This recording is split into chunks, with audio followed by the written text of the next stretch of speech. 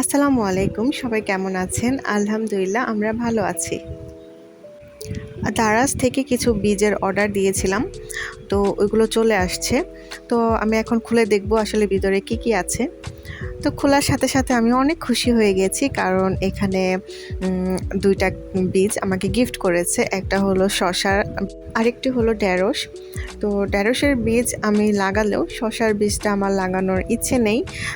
যদি কখনো সুযোগ হয় তাহলে দেখা যাবে হয়তো আমার শ্বশুরবাড়ি নয়তো ময়মনসিংহ লাগাবো। তো বেরিয়ে আসলো আমি আসলে যে বীজগুলো অর্ডার দিয়েছিলাম, এই ফার্স্ট টাইম আমি দারাজ থেকে বীজ অর্ডার দিয়েছি। এই ফার্স্ট টাইম দারাজ বলতে আমি এই ফার্স্ট টাইম অনলাইন থেকে আমি বীজ অর্ডার দিয়েছি। এর আগে আমি কখনোই অনলাইন থেকে বীজ অর্ডার দেইনি। গাজীপুর যেহেতু আশেপাশে মাটি পাওয়া যায় না, তো আমি গাজীপুর আসার পর সর্বপ্রথম একটি অনলাইন পেজে, ফেসবুক পেজে মাটি অর্ডার দেই। কিন্তু ওইটা দেখা যায় যে মানে সুন্দরবন অফিস থেকে নিয়ে আসতে হয়, অনেক ঝামেলা হয়। এরপর থেকে আমি দারাজেই মাটি অর্ডার দিই। ৩-৪ বার মাটি নিয়ে আসা হয়েছে। তো দারাজে দেখা যায় যে একদম হোম ডেলিভারি দেয়, তো মাটি পেতেও অনেক সুবিধা। এখন পর্যন্ত যতগুলো মাটি সার পেয়েছি আলহামদুলিল্লাহ অনেক ভালো। আর এই ফার্স্ট টাইম আমি কোকোপিট নিয়ে এসেছি। তো কোকোপিট আসলে এমনই হয় মনে হয়, কারণ আমি বিভিন্ন অনলাইনে ইউটিউব চ্যানেলে দেখেছি এবং আমার মনে হচ্ছে যে না, কোয়ালিটি অনেক ভালো। তো আমি এখন বীজ থেকে চারা বের করার জন্য মাটিটা প্রস্তুত করে নিব।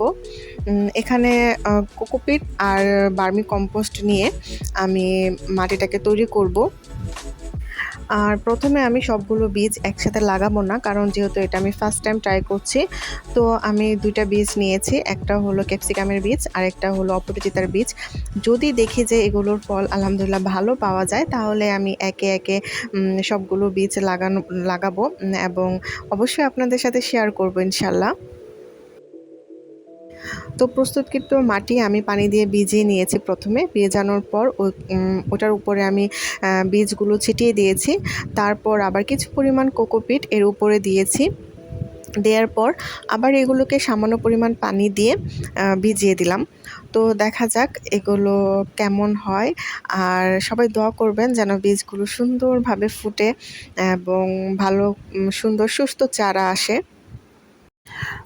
এতক্ষণ পর্যন্ত আমার ভিডিওটা দেখার জন্য সবাইকে অসংখ্য ধন্যবাদ। তো আজকে আমি এখান থেকেই বিদায় জানাচ্ছি। আসসালামু আলাইকুম। আল্লাহ হাফেজ।